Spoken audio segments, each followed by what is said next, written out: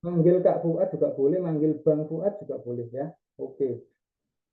Eh, Lanjut di ini ya, 7 langkah ekspor untuk pemula. Jadi saya sudah susun ini ya, sekitar 7 langkah ini. Ini langkah-langkah yang saya lakukan ya, berdasarkan pengalaman saya pribadi, baik itu saya menghandle buyer ekspor eh, di perusahaan yang saya bekerja. Jadi Bapak Ibu semua, teman-teman semua, saya itu karyawan ya, karyawan. Kalau pagi sampai sore saya juga bekerja di ya tadi saya bekerja di PT Disi. Itu perusahaan multinasional. Nah, malam saya menghandle atau merintis usaha saya sendiri yang juga bergerak di bidang ekspor tadi itu PT Rizalia. Jadi kegiatan saya sehari-hari yaitu sebagai full time eksporter ya, full time saya itu eksporter. Baik Bapak Ibu sekalian, teman-teman sekalian, kalau kita tahu secara gampangnya itu ada 7 langkah ya. Nah ini 7 langkahnya itu yang pertama apa? Nah, secara umum yang pertama itu ada step 1 yaitu mengenali market, menentukan produk, kemudian mengetahui produk knowledge, jenis kategorinya apa, HS code-nya apa, dan negara tujuannya, negara tujuan ekspor. Ini saya mau jelaskan ini secara singkat saja karena nanti akan saya jelaskan lebih detailnya lagi ya. Ini gambaran umum saja buat Bapak Ibu semua mengetahui karena banyak sekali pertanyaan yang masuk ya ke DM saya itu menanyakan langkah-langkahnya. Saya nggak bisa jawab satu persatu semuanya, maka saya adakan Zoom supaya terjawab semuanya. Bagi yang bisa mengikuti Zoom-nya ya, terutama. Baik Bapak Ibu sekalian, teman-teman sekalian. Step nomor 2 apa? Setelah kita mengenali market, kemudian kita tahu produknya apa, kita harus tahu atau harus cari suppliernya. Tujuannya apa? Ya kalau kita sudah tahu marketnya itu ada di sana, kemudian produknya yang dicari apa, ya tentu kita harus supply itu. Kebutuhannya mereka apa. Makanya kita harus mencari supplier. Karena kita kan posisi nggak punya barang, misalkan. Kalau kita sudah punya barang, kalau kita sudah produksi sendiri, oke, berarti kita yang jadi suppliernya, gitu ya. Nah, nanti kita akan juga belajar dan gimana cara mencari suppliernya, ya. Oke, lanjut step nomor 3. Setelah mencari supplier, kita harus menyiapkan marketing kits. Apa itu marketing kits? Marketing kits itu ada alat promosi, alat yang kita gunakan untuk memberikan penawaran ke buyer, kemudian mencari buyernya. Nah, itu marketing kits. Atau istilah umumnya itu senjata perang ya. Jadi kalau kita mau perang itu kan butuh senjata. Nah, senjatanya kalau kita mau jualan ya butuh marketing kits, alat promosi. Apa saja itu? Itu adalah company profile, katalog, gitu, website. Yang tadi saya sudah punya website ya. Terus legalitas usaha termasuk di situ. Lanjut, nomor 4 itu adalah step nomor 4 itu adalah memilih metode pembayaran. Jadi kita sudah tahu nih, sudah siapkan senjata perangnya. Jadi kita harus juga tahu cara bayarnya itu gimana. Nanti kita jelaskan ya. Cara bayarnya itu ada 3. Kemudian setelah memilih metode pembayaran, baru kita bisa aktif mencari buyer ya. Caranya gimana? Ya cari nanti ada. Kita langsung praktekkan nanti. Gimana cara mencari buyer. Kemudian step nomor 6, nah kalau sudah dapat buyer otomatis kita sudah bisa menyiapkan produksinya, menyiapkan orderannya tadi karena kita sudah punya supplier atau kita sendiri yang memproduksi barangnya. Jadi kita siapkan step nomor 6 itu yang menyiapkan orderannya, menyiapkan dokumen-dokumen yang dibutuhkan untuk pengirimannya. Dan terakhir, kalau sudah siap barangnya, sudah selesai produksinya, baru kita di step yang terakhir yaitu mengirim barang. Nanti kita juga akan tahu, harus tahu ada yang namanya forwarder atau jasa yang akan membantu kita untuk memulai ya, mengirim barangnya. Oke. Supaya fokus ya, teman-teman silakan fokus di sini dulu. Baik. Nah, ini saya mau sampaikan dulu tentang konsep umum ya, tentang konsep umum perdagangan internasional. Jadi, apa sih perdagangan internasional itu dan kenapa negara-negara itu melakukan perdagangan internasional? Jadi gini, setiap negara itu berbeda ya dengan negara lainnya ya. Ini mutlak ya tentu ya. Pasti negara itu makanya mendirikan negara. Kalau nggak mendirikan negara berarti jadi satu negara ya. Setiap negara itu berbeda. Baik itu dari sisi sumber daya alam, iklim, geografis, dan penduduknya, termasuk juga teknologinya. Sehingga itu yang mendasari negara-negara itu saling jual dan beli. Ya. Barangkali di satu negara nggak ada dia bisa cari di negara lain. Teknologinya di satu negara nggak ada, dia cari di negara lain. Nah, itu konsep umum ya. Makanya ada perdagangan internasional itu seperti itu. Ya. Yang kita tahu kalau kita butuh sesuatu, ini ya. Yang kita tahu kalau kita butuh sesuatu kan, misalkan kita mau membeli apa ya, misalkan kebutuhan apa kita misalkan beli beras ya. Sorry, kita butuh beras. Kita butuh beras. Enggak. Kalau kita butuh beras, kan kita nggak punya beras, berarti kita harus beli. Nah, itulah konsep sederhananya adalah satu negara yang dia nggak punya apa sumber daya alamnya, yang di negara itu nggak ada produksi, nggak ada secara alami, dia nggak ada sumbernya, dia akan membeli dari negara lain, gitu ya. Oke. Nah, dalam perdagangan antar negara itu ada dua. Yang pertama itu keunggulan mutlak, yang kedua keunggulan perbandingan. Apa itu? Kita jelaskan yang pertama dulu ya. Kita belajar yang pertama dulu. Nah, kita jelaskan keunggulan mutlak atau absolute advantage. Jadi, keunggulan suatu negara dalam memproduksi suatu jenis barang yang disebabkan faktor alam. Nah, di sini, ini saya coba bantu menjawab ya. Keunggulan mutlak ini mutlak ya. Di negara lain nggak ada sumber daya alam ini. Misal, kalau Indonesia itu kopi yang terkenal ya salah satunya. Karena Indonesia itu produsen kopi nomor 4 ya, terbesar ya di dunia ya. Kopi kita itu nomor 4. Kita itu sebagai produsen atau yang berhasil memproduksi kopi itu urutannya nomor 4 ya, terbesar di dunia. Itu tahun lalu. Kemudian coklat, kokoa, kakao gitu ya, coklat. Itu kita juga urutannya nomor 4 ya, produsen coklat terbesar di dunia. Negara lain kurang bisa karena apa? Kita bisa memproduksi sebanyak itu karena kita di iklim yang tropis. Negara-negara yang iklimnya tidak tropis otomatis akan mencari produk atau cari komoditas di negara yang iklimnya tropis. Nah, itulah namanya keunggulan mutlak ya. Ini terkait dengan faktor alam atau sumber daya alam. Jadi di negara lain nggak ada sumber daya alam itu, tapi di Indonesia melimpah. Ya contohnya itu tadi, kopi, coklat, teh. Kalau teh kita itu urutan nomor 6 ya, 6 kalau enggak 7. Produsen terbesar ya. Kita memproduksi teh itu terbesar nomor 7 di dunia tahun lalu, 2023. Baik. Kemudian ada keunggulan yang namanya perbandingan ya, keunggulan perbandingan. Itu comparative advantage. Jadi keunggulan suatu negara dalam memproduksi suatu jenis barang lebih baik atau lebih murah ya, karena disebabkan oleh faktor teknologi, tenaga kerja, modal, atau manajemen. Nah, ini yang dilakukan oleh China ya. Dia melakukan keunggulan perbandingan ini.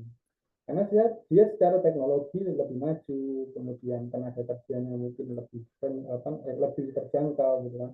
Modalnya mereka juga ada gitu. Jadi itu. Dari sini kita mengenal ya dua konsep ya. Makanya kenapa ini mendasari negara-negara itu saling membutuhkan satu sama lainnya. Karena ada konsep itu tadi ya.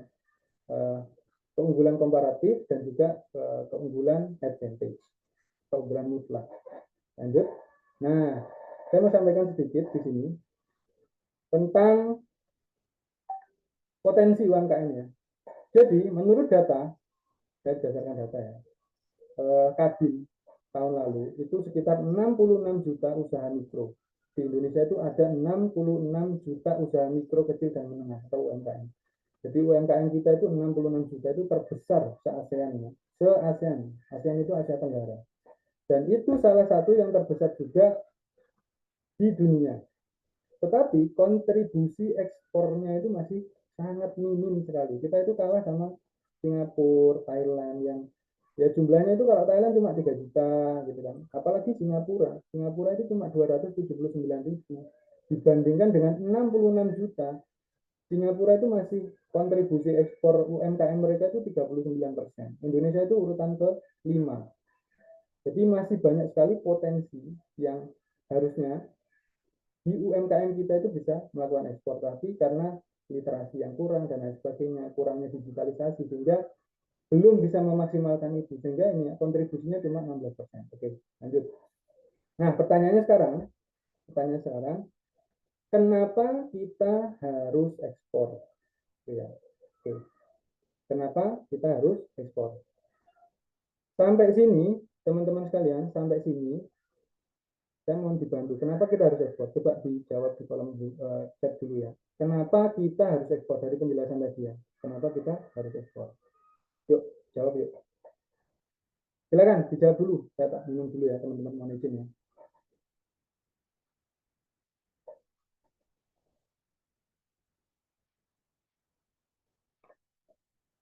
Ada yang mau bantu jawab nggak di kolom komen ini? Kenapa kita harus ekspor? Yuk, komen dulu dong, teman-teman. Dari tadi saya menjelaskan kenapa kita harus ekspor. Oke, nah ini sudah ada masuk ya. Karena kita masih banyak bahan baku yang tidak terpakai. Oke, betul Kak. Betul Kak Salamuddin ini ya. Kak Riko, keuntungan yang besar sekaligus selisih kurs. Ya, betul. Betul sekali, karena sebagian besar pembayaran itu nanti dalam bentuk US dollar. Meningkatkan nilai jual UMKM di Indonesia. Ya, ini betul Kak F. Rizal ini. Karena Indonesia memiliki beberapa potensi alam yang banyak dimiliki. Ya, betul sekali. Potensi alam kita itu luar biasa. Nah, ini juga ya, betul sekali Kak Alifa ini. Meningkatkan pendapatan negara. Wah, ini cuan lebih besar. Ini yang nyari cuan ya dari sini ya.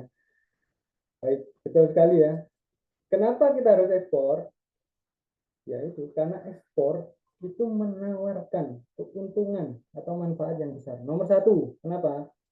Karena bahan baku, produk, kemudian komoditas di Indonesia itu sangat melimpah ya, Bapak Ibu sekalian, teman-teman sekalian. Yang saya sebutkan tadi, kita itu produsen terbesar kopi, ya, nggak main-main. Kita nomor 4 setelah Brazil, nomor 1, nomor 2 Kolombia, nomor 3 itu Vietnam, negara tetangga kita itu. Nomor 4 kita produksi kopinya terbesar nomor 4 di dunia. Ya. Terus kalau coklat, salah satunya coklat itu juga kita nomor 4. Teh, ya, produksi teh ya. Teh ini macam-macam ya. Teh itu macam-macam. Itu kita masih dalam 10 besar kalau teh. Oke ya, jadi nomor 1, kenapa kita harus ekspor? Karena satu, bahan baku kita itu melimpah ya. Dan itu kalau kita bisa menjualnya itu selisihnya itu lumayan ya. Jadi itu bisa mendatangkan profit untuk kita dan juga orang banyak. Yang kedua, betul tadi ada yang jawab, ada yang bantu jawab ya. Transaksi penjualan itu menyesuaikan kurs dolar ya.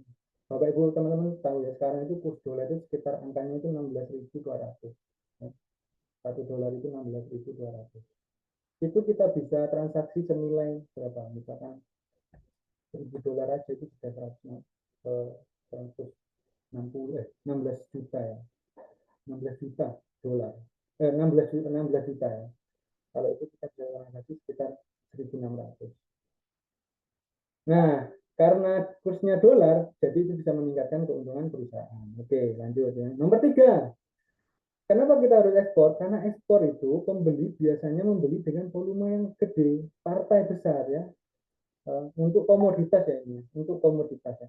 Kalau untuk produk ya biasanya dalam kuantiti yang kecil, tapi untuk komoditas itu pembeli akan membeli dalam volume yang besar ya. Contoh misalkan nyari kopi itu ya ada minimal ordernya misalkan 500 kilo 1 ton gitu kan. Wah itu kalau dikalikan aja luar biasa. Bahkan ada yang mintanya itu berton-ton ya sampai 20 ton, 100 ton ya. Itu kan luar biasa. Kalau kalau 20 ton ya 20 ton itu 20.000 kilo. Itu satu kontainer ya. Satu kontainer seperti ini ya kontainer itu. Oke, nah ketika membeli dalam jumlah yang besar, itu tentunya bisa menurunkan biaya produksi. Jadi biaya produksinya turun, marginnya naik, ya keuntungannya naik. Nah itulah salah satu kenapa kita harus ekspor. Yang keempat, nah, ini kabar baiknya. Saat ini kita dapat dukungan pemerintah dan target pasar ekspor itu luas sekali ya, Bapak Ibu sekalian, teman-teman sekalian. Jadi kurang lebih ada 195 negara 195 negara di dunia ini yang bisa menjadi negara tujuan ekspor kita. Makanya pasarnya itu luar biasa gede ya. Jadi banyak orang yang nggak tahu gitu loh. Banyak UMKM yang nggak tahu. Jadi pasar di luar negeri itu sangat luas sekali dan potensinya sangat gede. Ya, nanti coba kita akan bahas ya, secara lebih dalam lagi. Baik, lanjut. Nah, ini beberapa produk UMKM dengan prospek yang tinggi untuk diekspor. Saya mengelompokkannya jadi 3 ya. Ada komoditas, ada nomor 2 itu makanan atau minuman olahan. Ini produk ya, kalau makanan dan minuman olahan. Yang ketiga, itu ada craft pendukung fashion atau home decor ya. Ini.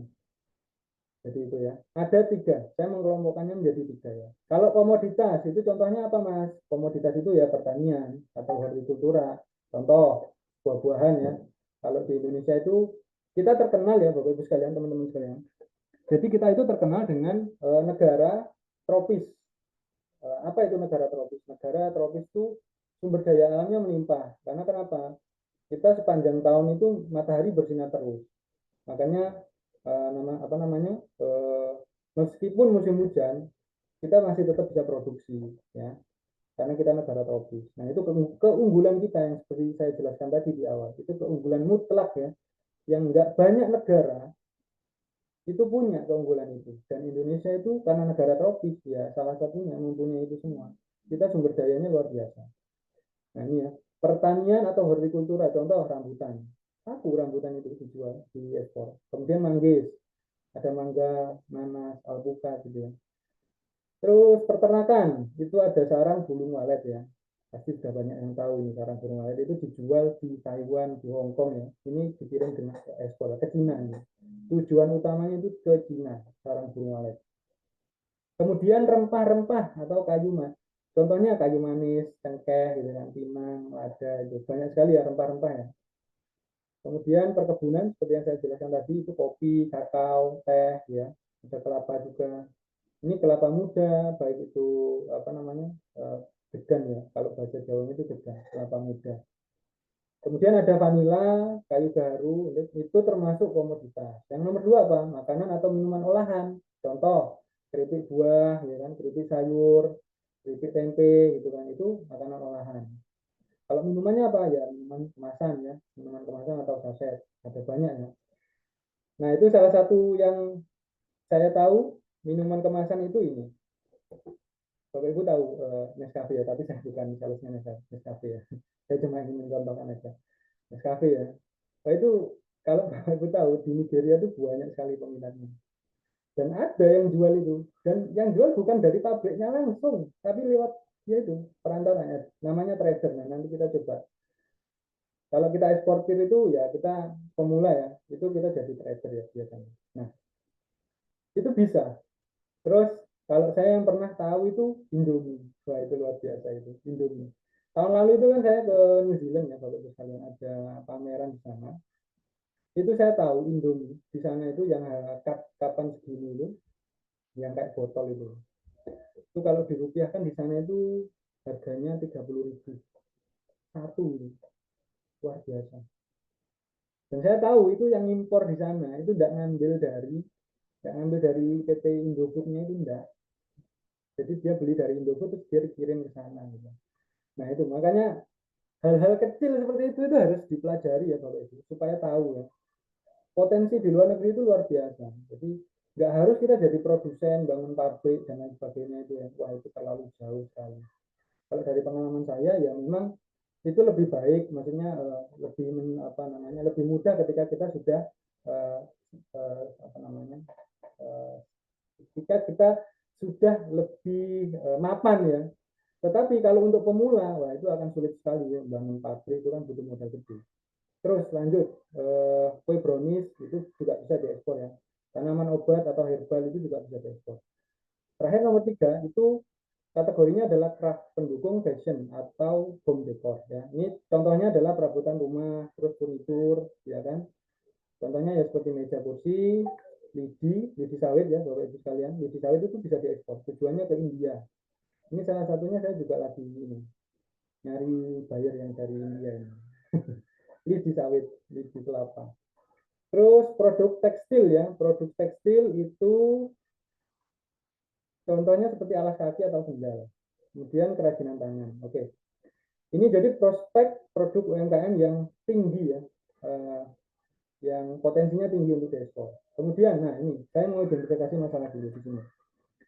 Jadi di sini barangkali Bapak Ibu semua, teman-teman semua, bingung ya, bingung nggak mau ekspor apa gitu. Kira-kira kita itu kebanyakan ya yang masih pemula itu bingung mau ekspor apa. Benar nggak itu? Coba komen dulu ya teman-teman ya. Coba komen dulu. Coba komen dulu. Kira-kira ya, masih bingung nggak mau? Nah, benar ya. Bingung mau ekspor apa ini Kak Nurul Hidayah ini. Meskipun sudah tahu ya kadang. Karena kita nggak latihan ya. Oke. Jadi kita identifikasi masalah dulu ya teman-teman sekalian. Jadi kenapa kita bingung mau ekspor apa? Karena kita nggak tahu, kita nggak mengenali kebutuhan buyer atau konsumen gitu. Itu ya. Banyak dari kita itu ingin memulai, ya, ingin memulai tidak memahami dulu konsepnya yang seperti saya jelaskan tadi. Jadi konsep perdagangan itu kan ya ada supply dan demand ya. Ada penawaran, ada permintaan gitu. Jadi ketika orang butuh apa ya kita sediakan yang dia butuhkan. Gitu. Jangan milih apa yang dia tidak butuh ya dia pasti tidak mau, ya, tidak beli juga kita gitu. Tapi kalau kita berhasil ya cari itu tadi permintaannya dia apa, terus kita supply sesuai dengan kebutuhannya. Nah itu baru solusinya. Nah ini caranya gimana? Caranya kalau masih bingung mau ekspor apa ya, memahami dulu konsep supply and demand.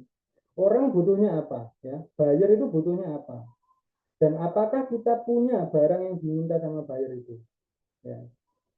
Misal buyer itu nyari kopi gitu kan misalnya, ini yang mudah aja ya, jangan ditawari teh ya kan, otomatis dia nggak mau. Ini konsep sederhana tapi jangan sepelekan ya teman-teman. Banyak ini yang belum paham karena ini ya, nggak tahu mau ekspor apa tapi nggak mengenali kebutuhan orang itu apa, kebutuhan buyer itu apa.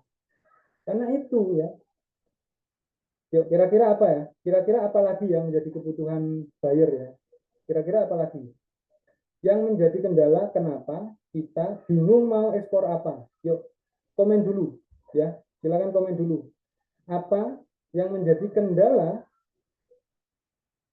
Bapak Ibu teman-teman sekalian untuk memulai ekspor, atau mau ekspor tapi bingung produknya apa yang mau diekspor, apa kira-kira. Silakan di komen dulu ya, yuk komen dulu dong teman-teman, komen dulu kenapa ya, kenapa mau ekspor tapi masih bingung produk yang mau diekspor itu apa. Saya sambil minum ya, silakan di komen dulu teman-teman sekalian,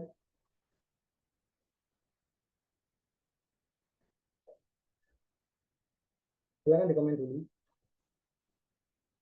Nah ini Mas, Salamuddin, dengan Desi. Ya, yuk.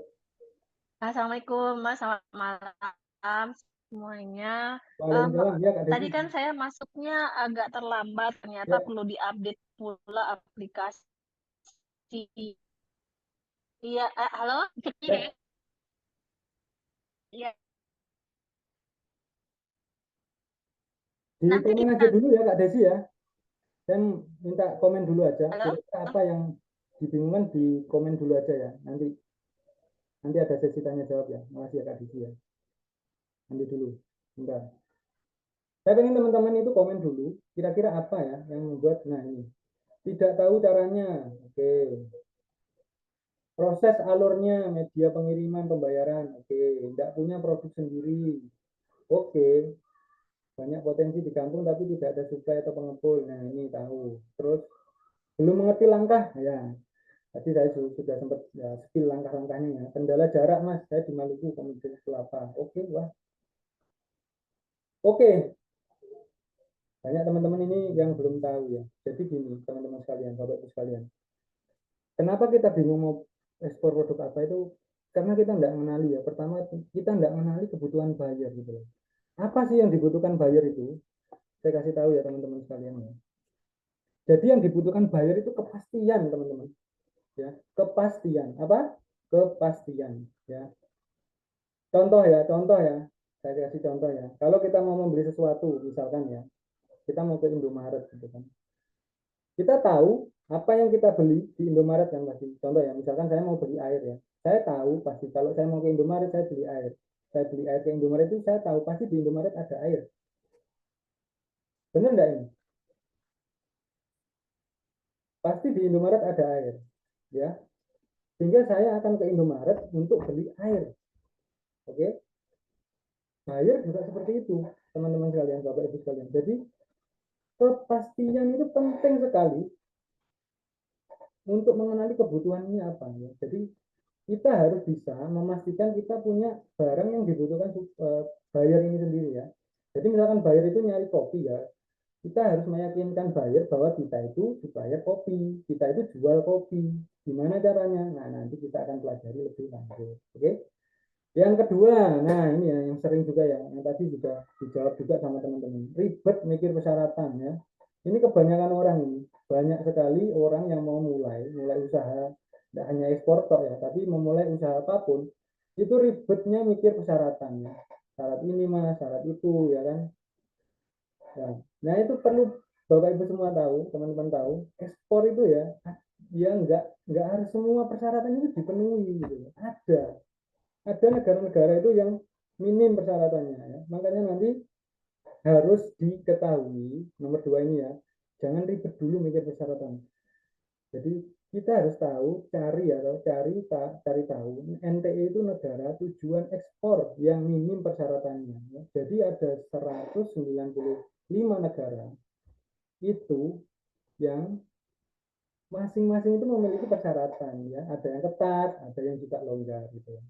Ini saya juga berdasarkan pengalaman ya. Jadi nggak semua ya negara itu sangat ketat persyaratannya itu enggak. Ada negara yang sangat longgar persyaratannya. Contoh ya, kami itu ekspor biji semangka.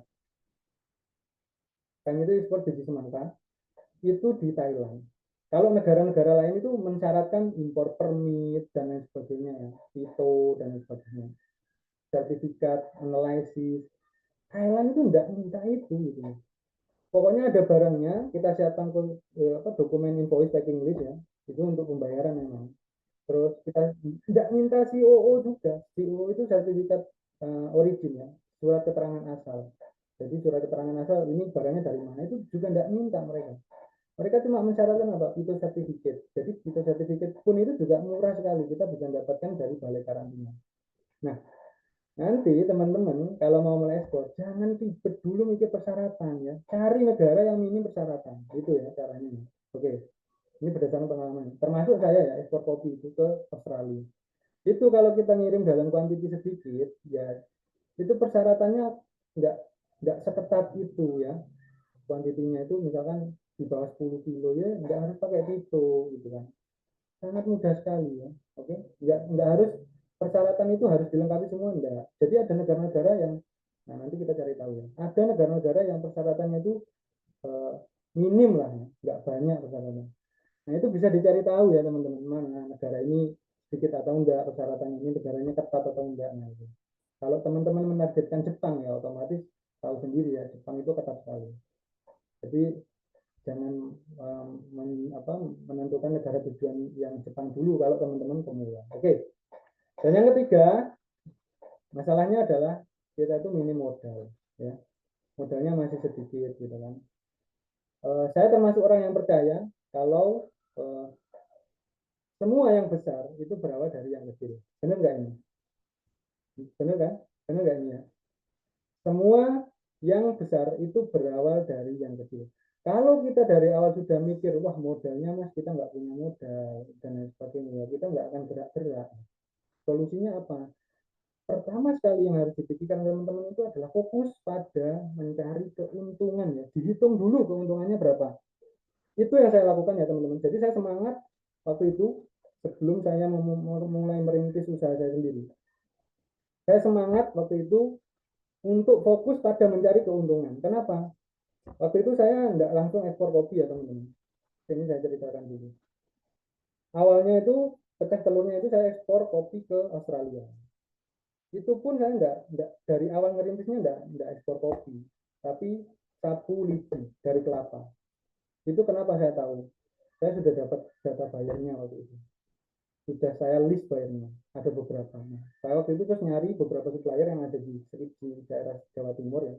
saya nyari, saya ke Pasuruan, saya kemana gitu, ke Lumajang, ya, di daerah Malang itu saya datangi tempatnya, sudah dapat suppliernya, oke, harganya sudah oke, saya mulai tawarkan. Itu banyak sekali yang saya email ya, apa namanya, bayarnya itu, ini yang saya email. Nah, dalam proses itu, kenapa saya semangat? Karena dia itu tadi, saya sudah tahu keuntungannya berapa. Itu kalau sekali dikerjakan ya, kalau seumpamanya waktu itu bisa tembus, tapi sayangnya belum ya waktu itu. Sekali saya ngirim satu kontainer itu saya bisa beli rumah mungkin, karena keuntungannya itu sudah 100 juta. Satu kali kirim satu kontainer sapu lidi ke India, waktu itu saya hitung-hitung.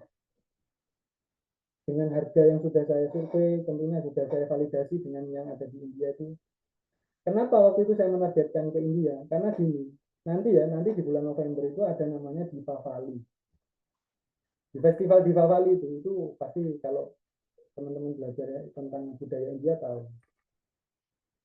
Di Deepavali itu setiap rumah di India pasti akan beli sapu baru. Nggak tahu sapunya itu sapu lidi, sapu nipah, sapu apa, dia akan beli sapu baru. Dan tahu populasinya India itu nomor berapa. Kalau nggak salah sekarang itu sudah mungkin nomor satu atau kalau nggak nomor dua. Nah itu loh potensinya. Dan ketika saya lihat di pasarnya itu ya marketplace-nya mereka, wah itu luar biasa. Memang harganya segitu ya, tidak jauh tipis lah dari Indonesia. Tapi kalau kita bisa supply ke sana, ya itu tadi keuntungannya itu luar biasa. Kenapa? Jangan fokus pada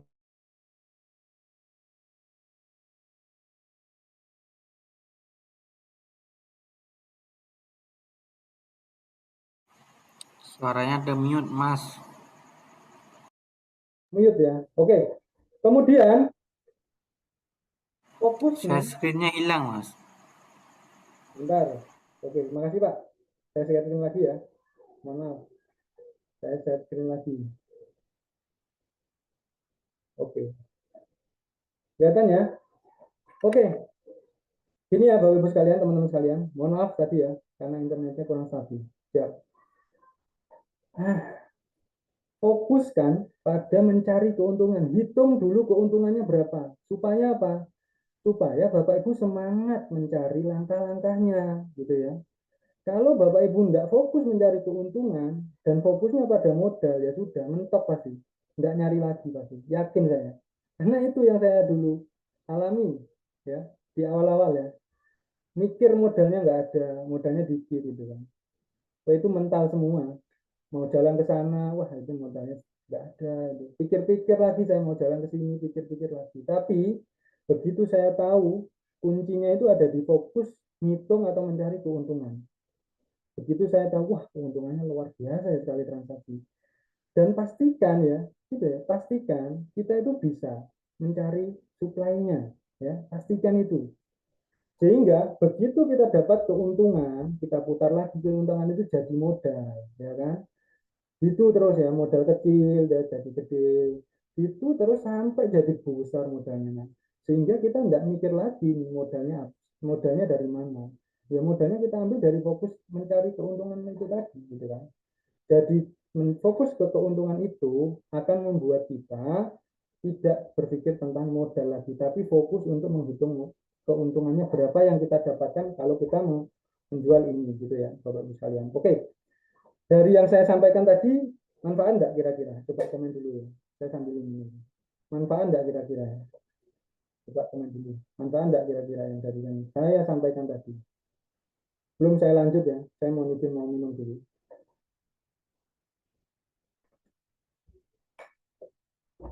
Manfaat enggak kira-kira yang dari saya sampaikan tadi? Yuk. Manfaat ya. Alhamdulillah, manfaat. Oke.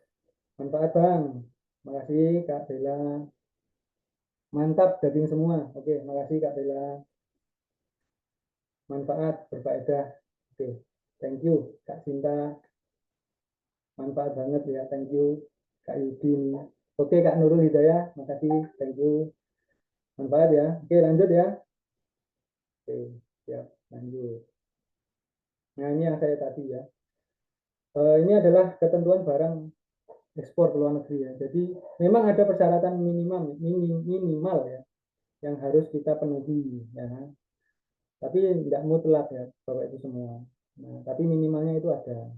Nah, kalau kita jadi UMKM atau industri kecil menengah gitu kan, atau usaha kecil mikro, nah kita mau ekspor barang yang kategorinya bebas ekspor. Nah, ini saya jelaskan dulu. Jadi ada beberapa juga kategori barang ya Bapak Ibu. Nah, ini nanti coba kita akan praktek juga cari tahu kategori barang. Mudah-mudahan waktunya menutup ya. Bentar lagi ya, ini kurang sedikit lagi kita. Nanti saya contohkan langsung prakteknya ya. Saya contohkan nanti cara gimana cari menentukan produknya.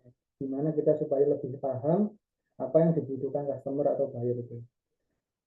Kategori barang yang bebas ekspor. Kalau kita mau ekspor kategori barang yang bebas ekspor, apa sih barang bebas ekspor, Mas?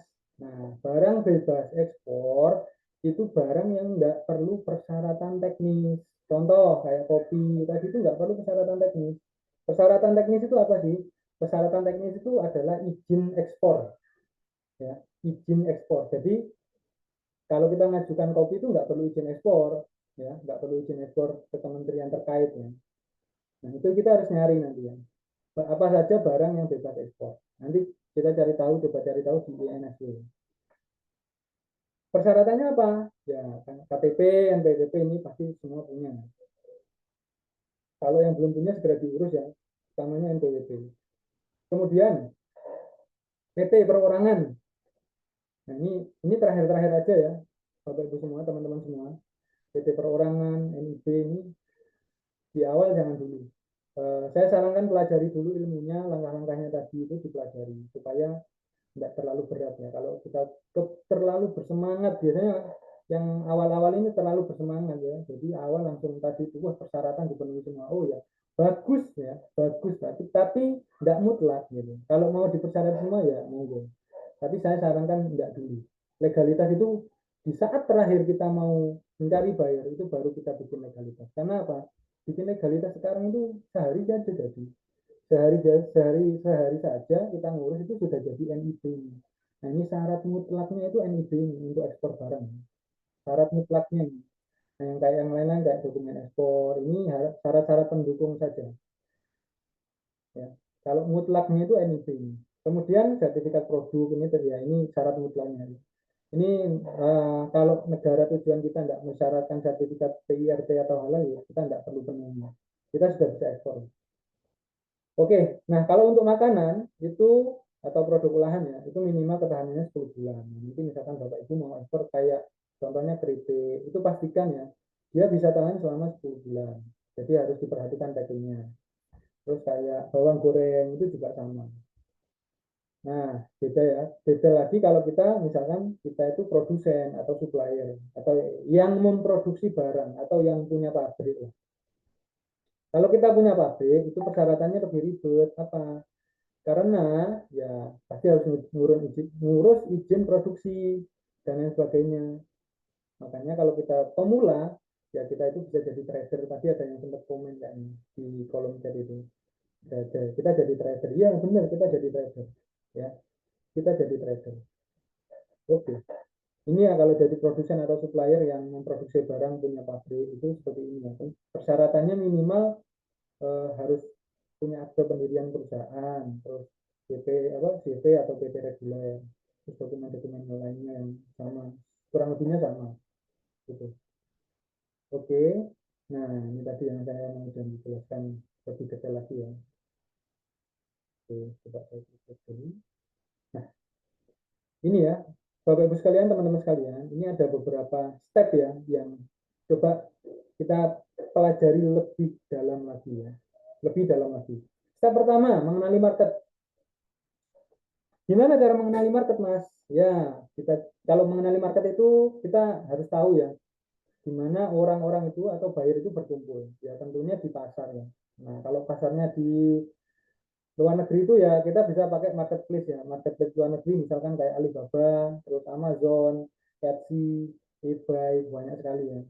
Kalau di India tuh Go India Mart, terus Trade India, terus ada Tradebook, banyak sekali. Kalau di Korea Selatan itu ada Trade, terus Etsy itu ada di beberapa negara ya. Nah, kita harus kenali itu. Ya, gimana cara mengenalinya? Nanti kita coba praktek. Tapi secara umum ya kita datangi, kita kunjungi websitenya, apa yang mereka ada jualan di sana itu apa sih yang dijual di sana. Kira-kira kita bisa nggak jual itu di platform itu. Nah, itu harus dipelajari itu, ya, mengenali marketnya. Terus menentukan produk dan demand. Nah, ini otomatis ya, jadi satu paket ini.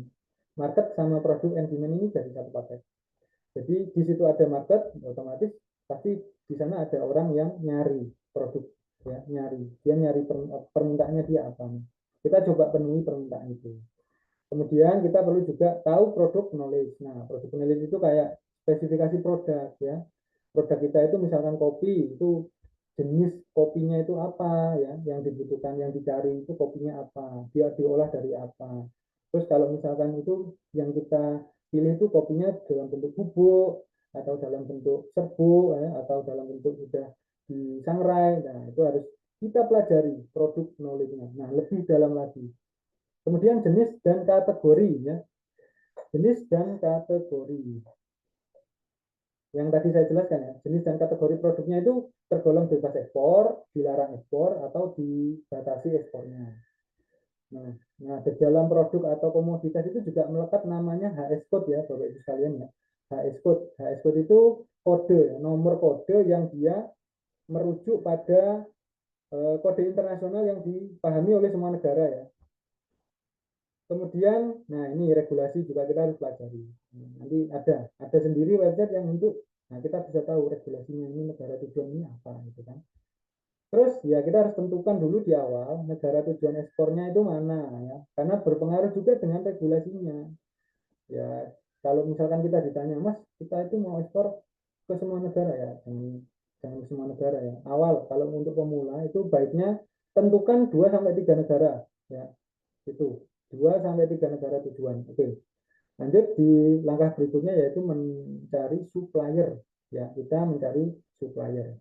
Langkah kedua ini, saran saya, Bapak Ibu, teman-teman semua, mencari supplier itu yang dekat dengan rumah, ya.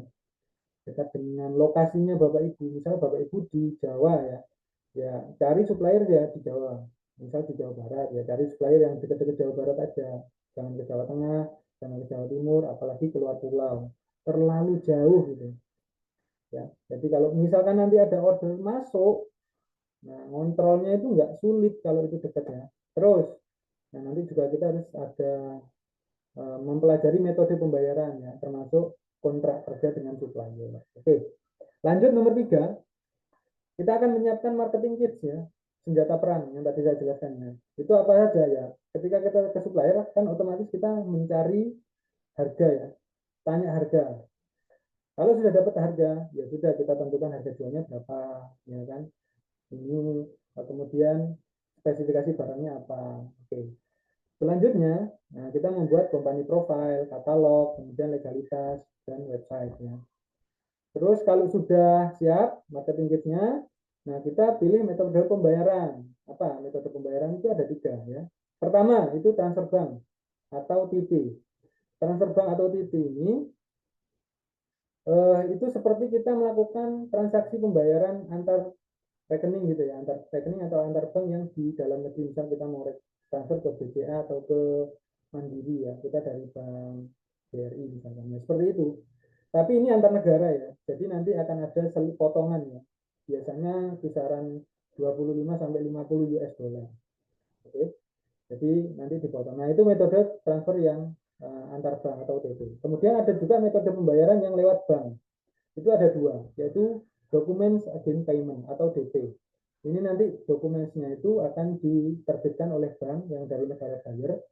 Dia akan mengirimkan ke kita untuk klausul kita mengirim barang. Nah, nanti di situ harus kita lengkapi. Misalkan kita harus mengirim barang, kuantitinya sekian, harganya sekian. Itu namanya DP.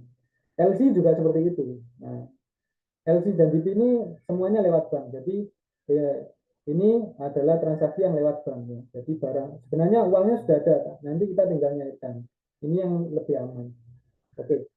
Lanjut yang nomor 5, itu kita fokus mencari buyer. Jadi ketika kita sudah tahu marketnya di mana, supplier kita sudah siap gitu kan. Kita sudah menyiapkan marketing kit, sudah tahu buyer nanti akan bayar lewat apa. Nah, baru kita fokus sekali mencari buyer dengan aktif, ya. Caranya di mana? Nanti kita coba praktekkan. Cari buyer itu di mana? Ada di platform B2B ya. B2B itu bisnis to bisnis ya. Itu biasanya yang diminta itu kuantitinya gede-gede. Terus kita bisa juga cari lewat internet, kemudian sosial media ya. Kemudian kita bisa juga cari lewat pameran ya, yang saya lakukan di perusahaan yang saya bekerja sebagai karyawan itu ya ikut pameran ini. Oke. Tapi untuk pemula kita bisa nyari yang step yang ini ya, via platform atau lewat internet, itu bisa sekali. Nah, saya sudah mencoba melakukannya sendiri untuk mencari ini, dan ini juga modalnya nggak banyak-banyak amat. Baik, selanjutnya nomor 6, kita akan menyiapkan orderan ya, Bapak Ibu sekalian. Nomor 6, kita akan menyiapkan orderan kalau sudah dapat bayarnya ya. Kita menyiapkan orderannya, nanti kita hubungi suppliernya, Pak, Bu, kita sudah dapat orderan. Ya, minta tolong diproduksikan barangnya, minta tolong disiapkan barangnya. Nah, setelah kita menyampaikan seperti itu, kita siapkan dokumennya, apa saja yang dibutuhkan. Rata-rata dokumen secara umum itu ya, post customer invoice, commercial invoice, packing list. Kemudian kalau shipmentnya itu by laut, itu ada namanya BL. Kalau by lewat udara itu AWB. Kemudian ada tambahan dokumen yang COO atau surat keterangan asal dan itu sertifikat. Dan step terakhir, mohon maaf ya. Step terakhir itu adalah mengatur pengiriman, ya, mengatur pengiriman. Nah, mengatur pengirimannya lewat apa? Ya, kalau kita lewat udara berarti nanti kita ke apa namanya EMKU ya, ekspedisi muat kapal udara. Kemudian kalau kita via laut itu ada dua jenis. Via laut ada dua jenis. Yang pertama adalah full container, yang kedua LCL. Ini tidak full container. Jadi kalau kita ngirim barang itu sebenarnya nggak harus full container. Ada yang misalkan cuma 1 ton, 2 ton itu bisa. Itu lewat LCL ini. Nah, nanti kita akan dibantu juga dengan yang namanya forwarder. Oke ya. Oke. Nah, pertanyaannya sekarang apa? Nah, sekarang kita mau ekspor apa? Ya kan? Pastinya.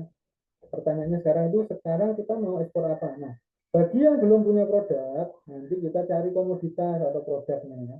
Kita harus belajar cara mencari demand-nya. Kita harus tahu di mana para buyer itu berkumpul. Nah, baru kita mencari suppliernya. Kalau sudah ada supplier, nah ya sudah berarti kita buat senjata perang atau membuat marketing kits tadi itu ya, katalog, company profile, website gitu kan, kita buat itu. Yang ketiga, kalau kita sudah punya legalitas usaha, ya kita aktif ya, aktif dan kreatif mencari buyer. Caranya gimana? Banyak sekali caranya. Nah, caranya atau prakteknya seperti apa? Nah, ini. Cari produk atau komoditas. Nah, ini. Cari produknya itu saya ada buku ya, kelas. Nanti di buku itu ada panduan. Nama bukunya itu Belajar Ekspor dari Nol. Di buku itu saya sudah tulis lengkap ya, sudah saya tulis lengkap panduan praktis ya. Jadi artinya panduan praktis itu ya apa? Panduannya itu mudah, bisa dipahami dan bisa dikerjakan dan langsung bisa dipraktekkan. Jadi begitu membuka buku itu pasti bisa untuk mempraktekkannya, langsung praktek ya. Di buku itu ada panduannya. Itu bisa Bapak Ibu teman-teman semua nyari produk lewat buku itu. Nah, di buku itu nanti juga ada daftar ya, daftar komoditas, ada bonusnya. Oke. Terus nanti kita praktekkan. Cara mencari demand. Nah, itu nanti caranya di mana kita cari di trademap.org. Cari supplier di mana? Di InaExpor. Nah, kita coba nanti lihatkan. Kemudian membuat legalitas yang saya berikan tadi ya. Itu biayanya kalau sekarang itu legalitas cuma 50.000 di ahu.co.id. Tapi ini terakhir ya. Kalau sudah belajar semuanya, sudah siap, baru membuat legalitas. Kemudian cari buyer. Cari buyernya di mana? Di ini platform B2B, terus GoForward Business ini salah satunya. Atau bisa pakai Google Maps, terus LinkedIn ini juga bisa. Kalau saya bahkan lewat Instagram itu juga bisa, Bapak Ibu sekalian, teman-teman sekalian. Pakai Instagram itu juga bisa nyari buyer. Saya kemarin dapat buyer itu dari Ghana lewat Instagram. Nanti saya spill caranya. Baik, Bapak Ibu sekalian, dari sini silakan kalau ada yang ditanyakan.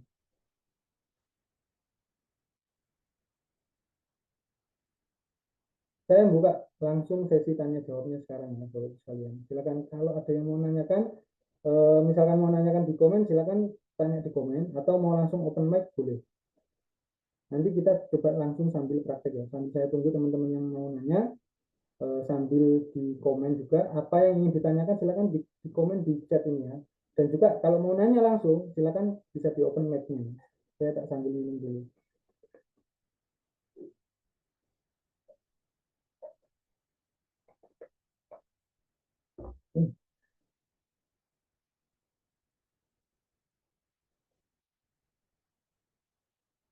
Ada yang mau tanya teman-teman? Silakan. Halo Pak. Pak Hendra ya? Iya. Oke, Pak Hendra dari mana Pak Hendra? Oh ya, perkenalkan Pak, saya Hendra. Saya kan sekarang tinggalnya di Maluku, di Halmahera. Untuk Oke, di sini kan komoditas yang paling saya lihat potensi itu kan kayak serabut kelapa ya Pak ya. Nah terus oke. eh, apa namanya saya bingungkan itu soal masalah biaya pengiriman serabutnya ini ke Pulau Jawa gitu kan, soalnya saya punya bayarnya di Pulau Jawa, cuma saya nggak tahu nanti hitung-hitungannya ini sampai ke Pulau Jawa itu berapa kenanya gitu. Maksudnya kayak kapalnya ini Oh itu ya, itu tahu dari mana ya Pak kalau ngecek-ngecek gitunya? bayarnya di mana Pak? Ngecek ini Pak, ngecek harga harga ininya Pak, harga apa sih itu namanya, kontainernya. Oh ya, oke. Jadi ya ini bisa, kalau komoditas itu bisa dijual baik itu di pasar domestik atau lokal ya Pak ya. Atau bisa juga dijual di pasar internasional Pak ya. Jadi saya bantu jawab ya Pak Hendra. Untuk ngecek harga itu Pak Hendra bisa tanya ke forwarder Pak Hendra. Ya, bentar. Nah ini ya, pengiriman ini ya. Nah, itu Pak Hendra untuk harga harga pengiriman ya. Misalkan Pak Hendra dari Maluku, Halmahera, mau kirim barang ke Surabaya. Kalau di Maluku itu ada portnya enggak? Ada pelabuhannya enggak, Pak Hendra? Ya, Pak Hendra. Eh, Pelabuhannya ya Pak. Pelabuhan yang gede, Pak. Kalau pelabuhannya sih ada beberapa titik ya, kayak misalkan Tobelo, terus Manitingting, terus Hmm, pelabuhan di Ternate. Oke. Jadi, Kebanyakan sih biasanya ngirimnya ke Tobelo sih Pak, kalau oke, yang saya jadi tahu. Tobelo, Pak. Nanti Bapak tanya, coba kontak si forwardernya. Forwarder itu yang akan tahu Pak harganya dia. Tahu harga kontainer kirim dari daerah misal Tobelo itu tadi ya, Maluku ya, ke Hmm. Surabaya berapa, ke Bima Nusa Tenggara itu berapa, ke Semarang berapa, ke Jakarta berapa. Nanti Bapak tanya di situ, ya. Oh, Oke, itu ya Pak oke Hendra oke ya. Pak. Iya Nah, ya, nanti oke akan oke Pak. tahu harganya berapa. Nah, itu. Kalau urusan pembayaran, Bapak bisa komunikasikan dengan bayarnya, Pak. Mau pembayaran seperti apa? Kan ini lokal, Pak. Ya. Oke, Pak ya. Oh ya, oke Pak, paham paham Itu Pak, Pak oke. Hendra. Nah, Hmm. nah, nanti kalau misalkan bingung Pak Hendra, mau tanya forwardernya siapa, nah barangkali di sini ada teman-teman forwarder yang juga ikut ya. Silakan komen juga, boleh nggak apa-apa. Atau Pak Hendra kalau bingung, masih bingung, saya ada beberapa kontak forwarder Pak. Nanti Pak Hendra boleh DM ke Instagram saya ya, yang tadi itu. Nanti coba saya hubungkan ke forwarder itu Pak ya. Oke, bentar saya mau jawab dulu yang. Oh ya, oke Pak, siap. Oke, makasih banyak. Ya, sama-sama Pak.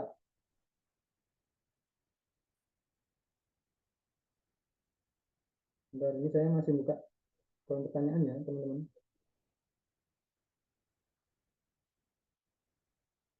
Pertama kali melakukan ekspor, Kak Alifa. Itu menjual produk apa dan dalam kuantiti berapa? Oke, saya jawab ini. Jadi saya pertama kali ekspor itu, pecah telurnya itu ya ekspor kopi ke Australia. Itu ceritanya gini. Jadi waktu itu saya ikut Zoom. Waktu itu saya ikut Zoom. Kalau ke Australia, itu kalau mau ekspor barang, itu kita harus ada importir yang terdaftar ya. Importir yang terdaftar. Jadi misal ada perusahaan Indonesia, sorry, ada perusahaan Australia yang dia punya rekanan bisnis di Indonesia, dia akan mengimpor produk-produk dari Indonesia ke Australia. Nah, importirnya ini yang harus terdaftar. Nah itu, saya lewat situ. Ya. Jadi saya waktu itu ada acara seminar ya, ada salah satu apa namanya acara Zoom gitu, saya ikut. Terus, nah di situ ada pemateri yang dari Australia, salah satunya itu punya itu perusahaan impor itu. Jadi begitu selesai acara saya kontak orangnya, saya tawari kopi. Alhamdulillahnya mau. Jadi beliau minta sampel hari itu juga, besoknya sudah saya kirim. Nah itu ya salah satunya ya. Jadi buyer minta apa? Kita harus cepet ya, kita harus cepet, digercep ya, digercep pokoknya. Dari situ awalnya. Oke, kuantitinya masih sedikit ya, belum banyak ya. Tapi mudah-mudahan nanti bisa dalam kuantiti gede. Oke ya. Persyaratannya itu mudah sekali ya. Kalau Australia itu kita cuma butuh fitosanitari. Oke. Siap. Kalau yang tanya enggak ini? Bentar.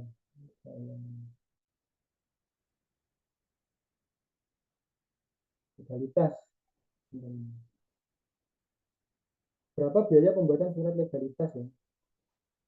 Ini surat legalitas yang mana yang dimaksud? Ada banyak ya surat legalitas itu. Tapi yang mutlak itu tadi ya, NIB namanya. Kak Humam. Saya menjawab Kak Humam. Legalitas yang utama untuk ekspor itu namanya NIB, nomor induk berusaha. Nah, supaya dapat NIB, kita harus punya akte pendirian perusahaan. Nah, biaya akte pendirian perusahaan itu 50.000. Daftarnya di mana? Daftarnya di ahu.go.id ya. Daftarnya itu di ahu.go.id. Tapi tempat saya itu enggak. Nah ini ya, daftarnya itu di ahu.co.id untuk dapat NIB ini. Itu 50.000 biayanya ya.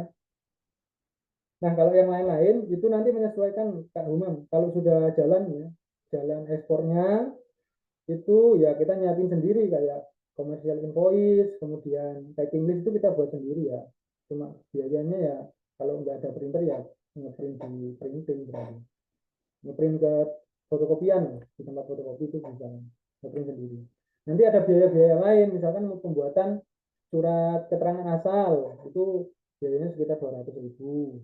Terus tergantung ya itu surat pito, kalau pito itu tergantung berat, hitungnya itu per komoditas hortikultura itu kalau nggak salah 100 rupiah ya, 100 rupiah per kilonya. Jadi misalkan kita ekspor cuma berapa kilo, 50 kilo ya cuma 5.000, nanti cetaknya 5.000 jadi 10.000 biaya untuk menerbitkan pito sertifikat di balai karantina. Oke ya, gitu ya, semoga menjawab ya. Cara lihat pasarnya di mana Mas, atau di mana platformnya? Ya ini nanti kita coba praktekkan. Pak Salamuddin, apa saja kendala dalam melakukan ekspor? Banyak ya kendalanya. Nanti saya tidak jelaskan kendalanya di sini. Tapi saya sudah identifikasi masalahnya tadi ya Kak Alifa ya. Mudah-mudahan bisa menjawab ya. Jadi beberapa identifikasi kendalanya itu tadi. Kita tidak fokus untuk memberi kepastian ke buyer ya. Jadi gini loh contohnya teman-teman. Kalau saya ekspor kopi sekarang ini, ya saya fokusnya ekspor kopi. Jadi buyer tahu saya ekspor kopi. Begitu buyer beli cari kopi, saya pasti ada kopinya. Kebanyakan teman-teman itu enggak gitu. Banyak sekali teman-teman atau apa namanya orang-orang yang memulai menjual sesuatu itu kan nggak fokus. Dia nggak bisa memberikan kepastian kepada orang ya, kepada buyernya terutama. Sekarang jualan apa, besok ganti. Begitu bayarnya ingat, oh kemarin kayaknya jualan itu, begitu ditanya sudah ganti lagi jualannya. Itu yang sangat dihindari ya, yang harus dihindari ya. Jadi kalau kita pengen segera dapat buyer, pengen buyer itu beli lagi ke kita ya fokus satu aja produknya, jangan ganti-ganti produk ya. Misalkan kita fokus ke kopi ya kopi saja dulu, ditekuni sampai jadi besar, sampai kita bisa gulung modal, sampai kita bisa mendapat profit yang gede ya, fokus aja. Karena itu tadi buyer itu butuh kepastian ya. Sama kita kan butuh kepercayaan, misalkan cari buyer yang valid gimana Mas gitu kan. Banyak sekali yang tanya gitu. Sebelum cari buyer yang valid pastikan dulu kita punya produk. Ya, pastikan dulu kita punya produk. Karena kalau nggak itu ya gimana buyer mau percaya gitu loh. Kita akan kesulitan ya sekali. Contoh yang pengalaman saya tadi itu, saya sudah siapkan semuanya produk saya itu, termasuk kopi ya. Kebetulan di daerah saya, makanya saya berani ekspor kopi karena di daerah saya banyak sekali kopi. Begitu bayar cari kopi, pasti saya ada. Saya pastikan ada kopi. Ya, gitu. Kayak gitu ya, Kak ya. Mudah-mudahan menjawab ya. Mudah-mudahan menjawab. Lanjut, sebentar. Sistem pembayaran yang aman jika mau kirim barang ke antar provinsi. Oke, ini ya. Saya belajar konsep sistem pembayaran itu namanya cash and carry. Apa itu cash and carry? Cash and carry itu duitnya cash, barangnya carry ya. Jadi dia bayar dulu, baru kita kirim barang ya. Ya, gitu ya, teman-teman ya. Jangan sekali-kali orang mau beli ke kita suruh ngirim barang dulu. Wah, itu dihindari ya. Jangan mau. Orang mau beli itu pasti punya uang. Kalau nggak punya uang ya jangan beli. Itu aja, simple. Ya, bener nggak ini? Ya kan? Kalau ya logikanya gini loh, kita mau beli sesuatu ya ke Indomaret, kita pasti bawa uang dong, teman-teman. Bener nggak? Kalau nggak bawa uang ya nggak mungkin kita mau ke Indomaret gitu kan. Caranya ya itu tadi, Kak Nafis ya. Semoga menjawab Kak Nafis. Konsepnya itu cash and carry, Kak. Jadi uang bayar dulu, kita kirim barangnya. Kalau nggak gitu ya sudah nggak transaksi, nggak ada transaksi ya. Kita nggak jual barang itu ke dia. Cari pembeli lain yang mau beli bayar dulu di depan. Memang ada Mas, banyak. Bayar saya yang dari India itu, saya contohkan ya. Bayar saya yang dari India. Namanya itu Mister Mudasar. Bayar dulu, sebelum barang dikirim bayar dulu. Ini ya. Kelihatan nggak ini teman-teman? Ini catatan by WA ya teman-teman. Kalau ini sudah kita, kebetulan waktu itu dapat bayarnya itu yang dia itu Muslim ya. Jadi ketika kemarin Idul Adha ya dia ngucapin ya selamat Idul Adha gitu kan. Terus kita jawab. Gitu kan. Nah ini dia minta forecast, dia ngasih forecast ya. Dia minta benih timun ya sampai bulan Desember nanti. Terus ini begitu saya nagih pembayaran ya. Nah ini sudah ready barangnya. Ya kita kalau reminder itu ya Assalamualaikum gitu kan. Kebetulan ini orangnya Muslim. Kebetulan orangnya Muslim. Terus saya infokan barangnya ready ya minggu depan sir gitu kan. Terus nah, ini saya sudah mulai nagih pembayaran. Hari ini kita mau dapat itunya ya. Kami mungkin bisa melakukan pembayaran. Terus saya infokan estimasi pengirimannya. Ini estimasi ya. Kita infokan estimasi. Jadi bukan jadwal fixnya. Ini belum pesan apapun ya, belum pesan jadwalnya. Tapi saya cari, oh ini ada schedule ini. Itu masih belum di booking schedule-nya. Tapi sudah saya infokan. Estimasi pengirimannya sekian sir ya. Kamu bisa melakukan pembayaran. Terus belum direspon lagi. Seminggu beberapa hari kemudian saya ingatkan lagi. Assalamualaikum. Nah, begitu tahu dia karena ya memang dia butuh barangnya dari kita gitu loh. Ya. Kalau dia butuh itu pasti dia mau bayar di depan. Saya yakin. Contoh kita sendiri lah kalau mau beli. Kalau kita butuh ya pasti kita punya uang gitu loh. Kalau kita nggak punya uang ya nggak bisa beli toh. Gitu. Cari buyer yang mau beli dan punya uang. Pastikan itu. Kalau kita nggak punya modal di awal ya teman-teman sekalian ya. Gitu ya teman-teman. Nah ini Insya Allah we will transfer ya payment on next Monday. Oke, nah, akhirnya saya dapat sudah pembayaran waktu itu dia kirim bukti bayarnya ini. Nah ini dia kirim bukti bayarnya. Jadi gitu ya teman-teman sekalian. Oke, ada lagi nggak yang tanya ini? Lebih baik menjual produk mentah atau produk olah. Nah nanti kita pelajari lagi ya di pertemuan berikutnya kayaknya Insya Allah. Produk mentah atau produk olah. Ini disesuaikan ya. Oh Kak Elifa ini banyak sekali tanya ini. Aktif sekali ini. Mohon rekomendasi software basis Excel untuk bisnis ekspor biar gampang kita. Kak Riko ini saya ada Excel-nya itu ya, formatnya. Kalau software nggak ada, saya selalu buatnya manual Kak Riko untuk bikin komersial invoice itu kan. Terus Kak Sarah. Oh iya ini ada Kak Sarah ya. Halo Kak Sarah. Wah ini tadi yang tanya itu, wah ini tanya ke Kak Sarah aja. Bisa di-share nomornya di sini. Ini kenal baik saya dulu sama Kak Sarah ini, bantu ekspor juga ini beliau ini. bantu pengiriman ya Kak Sarah ya. Makasih Kak Sarah. Oke. Mohon izin bertanya Pak, kalau belum punya CV apa bisa membuat? Nah ini formula efek ini. Kak Bella, jadi gini ya Kak ya. CV terus PT itu sama Kak. CV sama PT sama, UD, koperasi itu sama ya. Jadi kalau belum punya itu namanya izin usaha ya. Termasuk itu nanti jadi NIB ya. Kalau kakak sekarang belum punya legalitas itu, kakak bikin CV namanya itu PT perorangan yang lebih murah, biayanya 50.000. Kalau CV ini masih mahal, minimal 2 juta ya. Minimal 2 juta dan pendirinya nggak boleh 1 orang, lebih dari 1 orang. Oke. Saya sarankan jangan pakai undername ya. Apakah harga komoditas? Kalau ini ya teman-teman, kalau yang pengen langsung tanya, silakan ya. Silakan tanya langsung, nggak apa-apa ya teman-teman. Di open mic-nya ya. Banyak sekali nih yang belum terjawabkan. Apakah harga komoditas di luar sudah pasti lebih tinggi dari di Indonesia? Enggak semua ya Kak, tapi sebagian besar ya. Contoh saya kemarin itu dapat bayar daun pisang. Ya. Dapat bayar daun pisang itu Kamboja. Itu harganya 3 US dollar. 3 US dollar itu sekitar 45.000. Kalau kita beli di sini berapa daun pisang? Nggak sampai, mungkin nggak sampai 10.000, 15.000. Nah, gitu ya. Sudah kelihatan ya keuntungannya ya. Dia minta waktu itu 1 ton ya, 1.000 kilo. Oke. Nah, kalau misalkan lebih ini ya, Kak Andreas ini tanyanya lebih spesifik lagi. Misal harga buah coklat 120.000, lalu berapa harganya jika di luar negeri untuk ekspor? Itu nanti kita bisa cek harganya ya, Kak. Nanti di buku ada, di buku saya ada, di buku ini ada. Cara ngecek harganya gimana? Cara ngitung harganya juga gimana ada.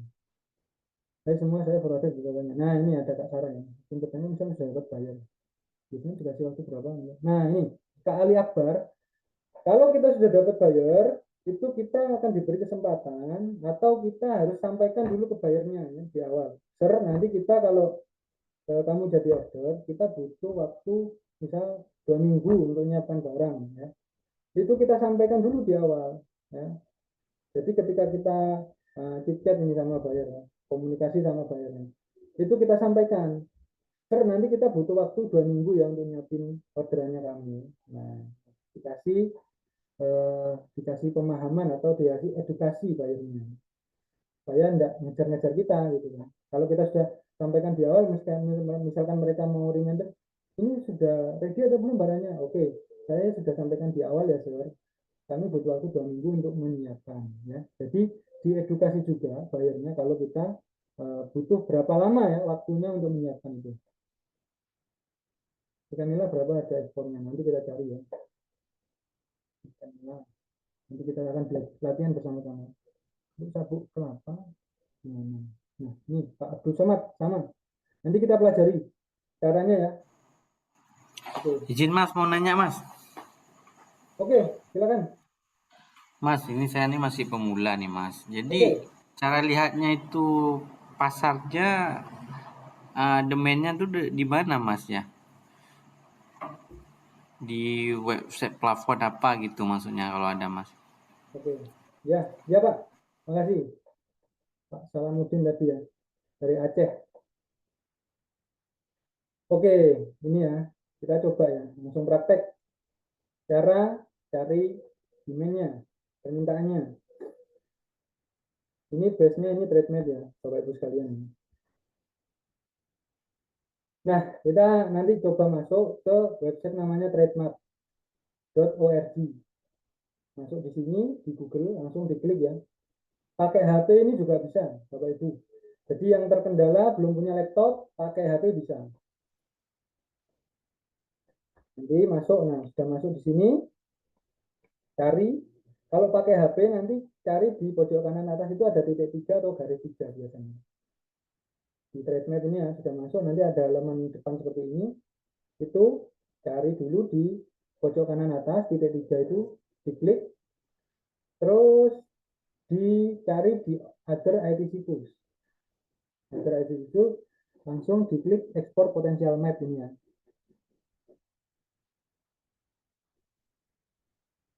Tunggu dulu.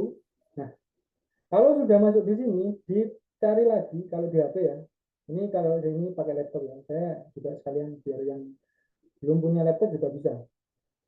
Kasih di HP nanti di pojok kanan atas kalau sudah masuk di halaman muka yang seperti ini yang ekspor potensial map, pojok kanan atas itu nanti ada garis 3 atau titik 3, klik lagi, masuk di market ini ya. Klik di market. Oke. Kita coba ngisi ya di sini ya. For exporter di pojok sebelah kiri ya. For exporter kita isi.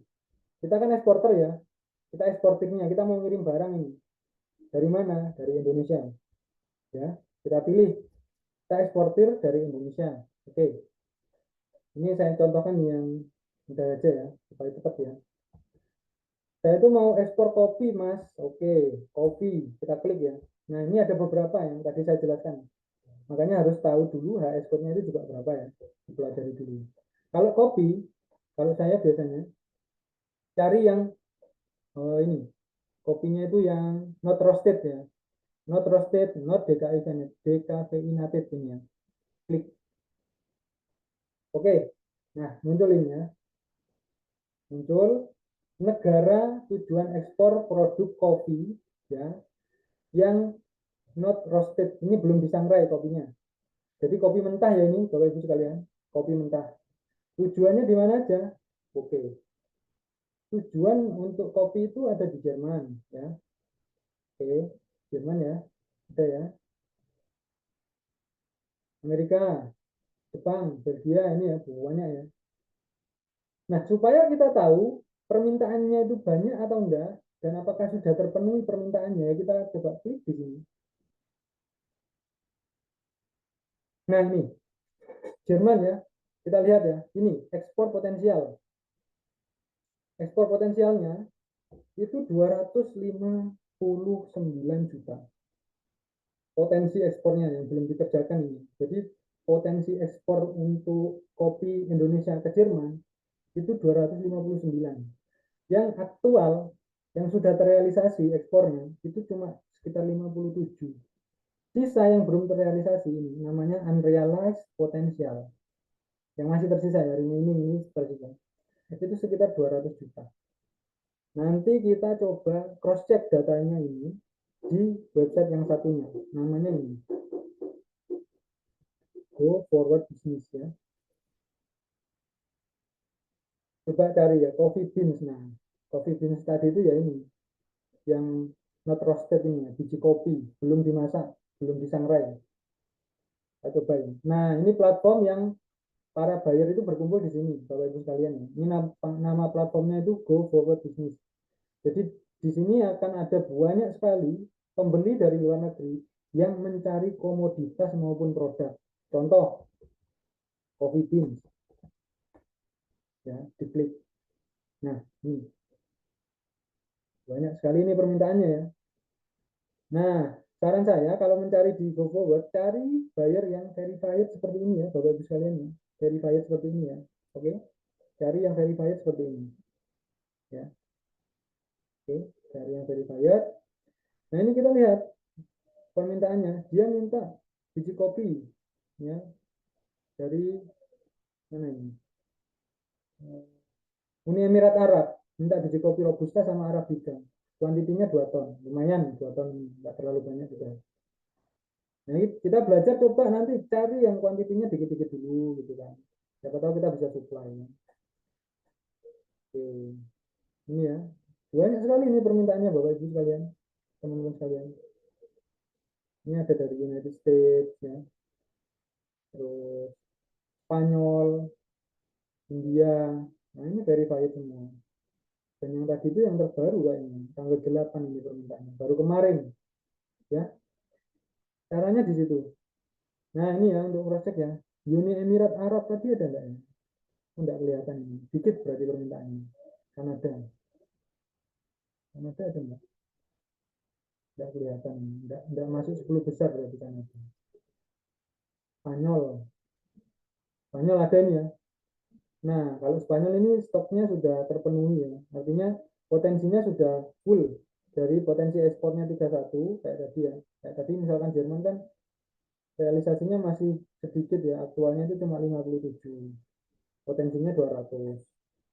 Nah, kalau Spanyol ini ya aktual ekspornya itu sudah melebihi dari potensinya. Tapi kalau masih ada, ya ini berarti juga masih bisa terpenuhi ya Bapak Ibu sekalian. Ini ya dari Spanyol. Polandia, Saudi, ada nggak Saudi lagi? Saudi Arabia ada ya, Wah, ini.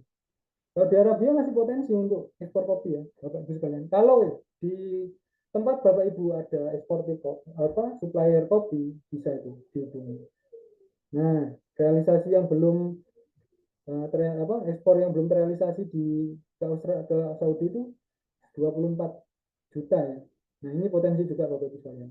Oke, itu ya Bapak Ibu sekalian. Ada lagi enggak yang tanya?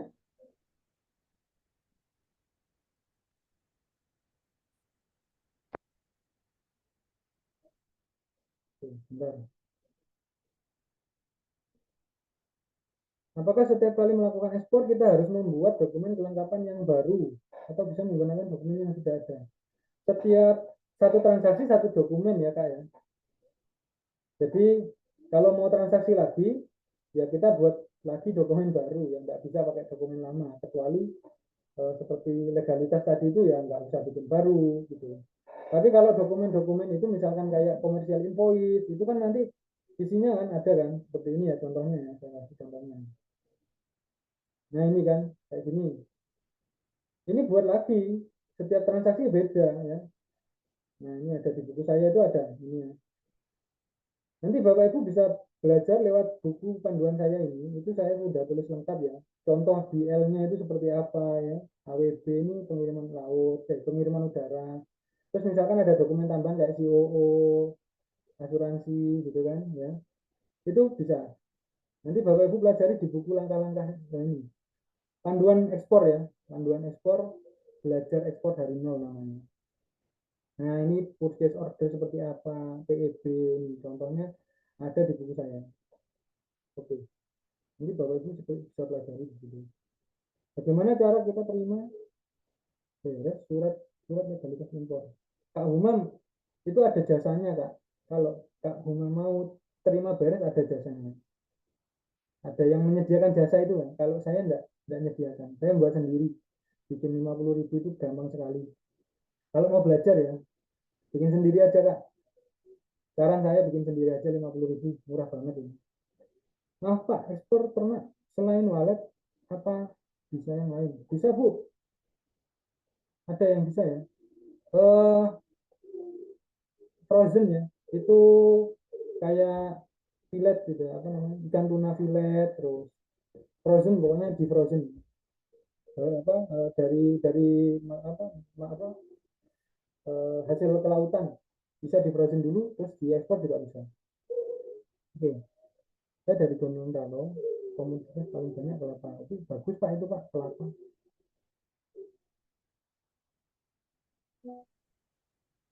Ada lagi nggak yang mau tanya ya? Ada, Pak. Oke, silakan. Assalamualaikum. Saya dari Waalaikumsalam Maninjau. warahmatullahi wabarakatuh. Ya Kak, silakan. Saya Rizky, Pak, dari Maninjau. Meninjau. Jadi Oke, Maninjau itu hampir setiap harinya bertruk-truk ikan nila dikirim ke beberapa daerah seperti Jambi dan Riau gitu, Pak. oke. Jadi saya udah coba cari-cari di YouTube mengenai bagaimana proses untuk mengekspor ikan nila. Cuma rata-rata yang saya temukan ikan nila yang ada tuh di fillet gitu, Pak. Betul.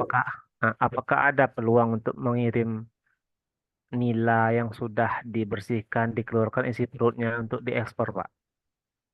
Atau memang harus beli alat untuk memfilet ikan gitu? Iya. Eh, jadi nila termasuk yang cukup lengkap ya, persyaratannya harus lengkap Kak, Kak Rizky ya. Mm-mm. Tadi persyaratannya itu banyak sekali ya. Kita harus ada izin produksi rumahnya itu ya. Ini kalau Kak Rizky itu skalanya masih mikro, ya nanti ngurus izin rumah produksi, rumah pengemasan. Nah, itu harus diurusi dulu.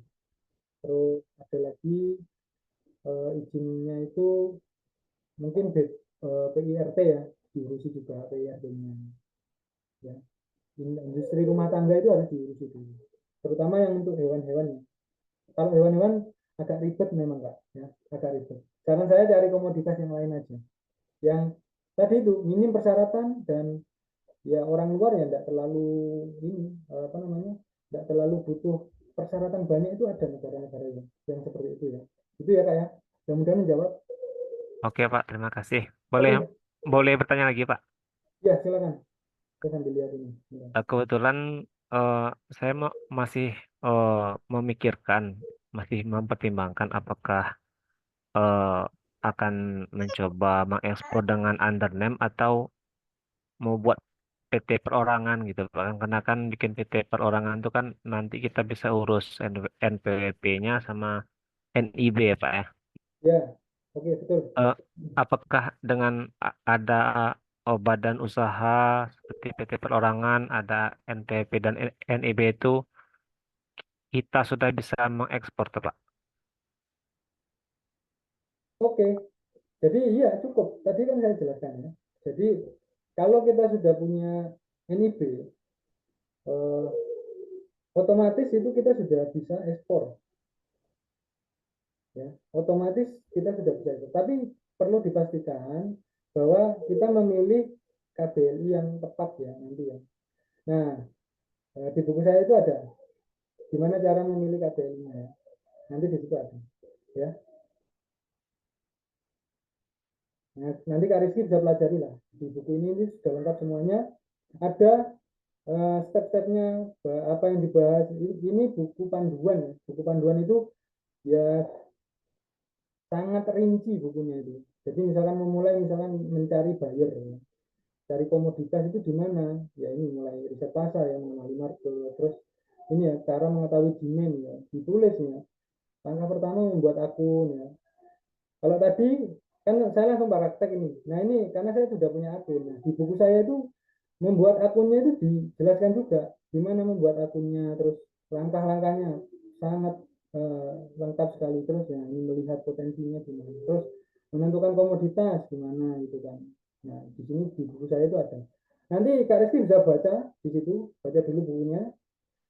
Nggak banyak ini, satu buku ini mungkin 1-2 hari bisa selesai. Setelah baca, teman-teman sekalian, kalau yang mau belajar serius ya, bisa baca buku saya, panduan praktis langkah demi langkahnya. Saya sudah tulis semua eh, yang saya lakukan ya, sampai dengan bisa ekspor itu. Saya sudah tulis semua di buku panduan saya itu. Mulai dari awal sampai dengan akhir. Mulai dari saya dapat apa namanya, menentukan produk, cari mengenali market, saya sudah tulis semua di buku itu. Kalau teman-teman mau belajar, silakan nanti teman-teman ya chat ya di DM saya boleh, atau sebentar. Ini saya kasih nomor WA admin. Di mana Mas dapat buku e-booknya Mas? Sebentar. Saya kasih nomor adminnya ya. Sebentar. Nanti bisa dapat di situ. Di buku saya itu saya sudah tulis panduannya lengkap ya. Termasuk apa tadi menentukan apa namanya, barang itu bebas ekspor atau enggak. Itu panduannya mulai dari awal, misalkan harus cari di platform mana, itu ada di buku saya. Bentar, saya tuliskan nomor ini ya, nomor WA admin. Saya cari dulu nomornya. Bentar.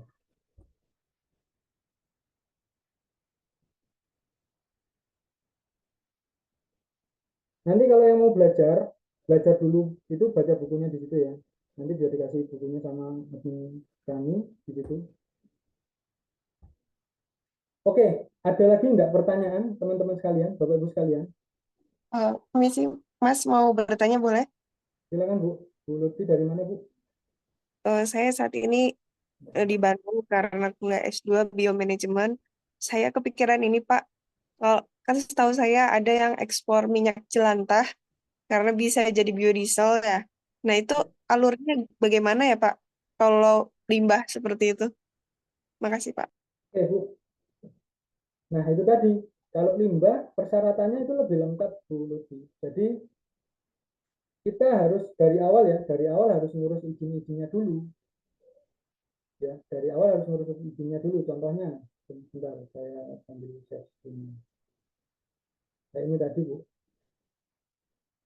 Di step yang sebelum mencari buyer itu nanti Bu Lutfi harus menentukan dulu suppliernya atau produksi itu mau diproduksi di mana kan gitu. Suppliernya ketika misalkan ada enggak supplier yang sudah mengekspor itu sebelumnya, misalkan suppliernya itu sudah ada ya.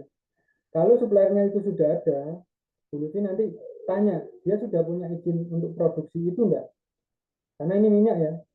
Minimal kalau dia sudah bisa produksi itu berarti dia punya sertifikat BPOM karena ini olahan ya. Atau kalau masih skalanya UMKM, dia pasti ada yang sudah punya PIRT misalnya ya. Nah itu harus punya dulu dua itu minimal ya itu Bu, minimal. Nah kalau sudah punya itu baru kita bisa nyiapkan yang selanjutnya gitu kan. Tadi misalkan Bu Lutfi mau ternyata biodiesel bisa ya, coba cari suppliernya, ada nggak suppliernya di kita? Karena misalkan tadi itu ada peluang ekspornya, kita bisa supply enggak? Kita bisa nyari barangnya itu enggak? Ketika misalkan ada buyer nyari. Itu ya Bu, langkahnya ya. Jadi kita harus pastikan dulu ketika ada buyer yang nyari minyak itu, kita itu bisa memenuhi kebutuhannya dia atau enggak. Caranya ya tadi, cari suppliernya dulu. Ada enggak supplier yang sudah produksi gitu kan. Atau kalau enggak ada ya Ibu merintis mulai produksi sendiri. Nanti cari bikin PIRT gimana. Bikin PRT itu ada yang murah loh, nggak sampai 1 juta ada. Terus Ibu pelajari juga menyiapkan harga jualnya gimana. Kalau Ibu produksi itu misalkan karena tadi ya sudah S2, misalkan alat-alatnya apa saja ya kan. Nah itu harus ada izin rumah kemas Bu namanya. Nah itu ada. Nah itu nanti kalau mau pelatihan lebih lengkap saya ada ininya Bu, pelatihannya Bu. Pelatihan yang lebih lengkap dari awal ya, misalkan Bapak Ibu teman-teman semua belum punya produk, pengen punya produk yang bisa diekspor, saya ada pelatihannya eksklusif. Itu pelatihannya satu dengan saya nanti. Jadi dari Bapak Ibu misalkan nggak punya ide, kita arahkan untuk punya ide. Dari punya ide, kita arahkan eksekusi idenya yang kira-kira bisa. Nah, dari ide itu nanti kita arahkan untuk meng-create produk, memproduksi produknya sendiri. Sampai dengan nanti bisa ekspor. Ya. Itu saya ada pelatihannya. Nah, nanti kalau mau diajari pelatihannya itu lebih dalam lagi, bisa DM ke saya nanti di DM Instagram atau hubungi itu tadi ya, admin kami ya. Oke ya. Bu Lutfi semoga menjawab Bu ya. Jadi dipelajari dulu langkah-langkahnya dari awal tadi Bu. Terutama yaitu tadi, perlu diperhatikan kalau misalkan tidak ada suppliernya. Nah, Ibu harus pastikan Ibu bisa produksi sendiri nggak itu, ya. Karena ya itu tadi kuncinya adalah ketika ada orang yang minta, kita harus memastikan bahwa kita punya produknya, ya, itu ya. Baru nanti langkah-langkah selanjutnya akan lebih mudah, ya. Itu ya. Harus pastikan dulu kita punya produknya, ya. Oke. Baik, ada lagi yang mau ditanyakan Bapak Ibu sekalian sebelum saya akhiri, Bapak Ibu sekalian? Teman-teman sekalian silakan yang mau tanya silakan ditanyakan juga di kolom chat ya. Oke ya betul, setelah nanti bentar, saya coba buka ini. Setelah nanti Bapak Ibu beli buku, nanti akan ada konsultasi seperti ini ya. Nanti ya Bapak Ibu setelah beli buku ya, buku yang dari saya itu, Bapak Ibu akan dapat free bimbingan konsultasi by WA dengan saya. Jadi setelah Bapak Ibu baca bukunya ya, Bapak Ibu baca bukunya, teman-teman baca bukunya, kalau ada Bapak Ibu kebingungan, ada kesulitan atau kendala, Bapak Ibu silakan langsung bisa tanya ke saya by WA. Nanti saya akan coba bantu menjawab satu-satu ya ini. Karena sudah ada beberapa yang sudah beli buku saya. Dan nanti bonusnya akan kita kasih seminar seperti ini ya, webinar online seperti ini membahas tentang langkah-langkahnya ya, dari awal. Misalkan kendalanya dari mana. Nanti kita kumpulkan di satu grup yang di situ semua yang fokus belajar ekspor dari nol ya, dari tidak punya modal sama sekali. Artinya modalnya minim ya. Di situ nanti kita akan belajar bareng-bareng. Oke. Nah, ini ada beberapa testimoni dari beberapa yang sudah beli buku saya ya. Ini Nah, nanti bisa dilihat di sini linknya ya. Saya kasih linknya ya, Bapak Ibu sekalian. Nanti silakan dilihat linknya untuk mendapatkan bukunya itu tadi di sini. Bentar.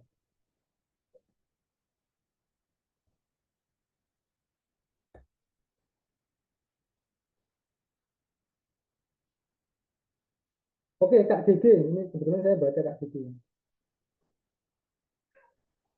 Mohon sarannya untuk pembuatan website yang bagus dan murah. Ada Kak GG. Silakan nanti di chat ya, di admin saya ya. Nanti ada itu. Websitenya bagus dan terjangkau ya. Oke, bentar. Nah, ini kebetulan tadi ada Mbak Sarah ya. Wah ini. Jadi Mbak Sarah ini kawan lama ya. Pasti tahu kalau Mbak Sarah ini.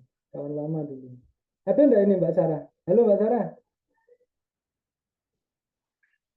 Lama sekali. Mbak Sarah.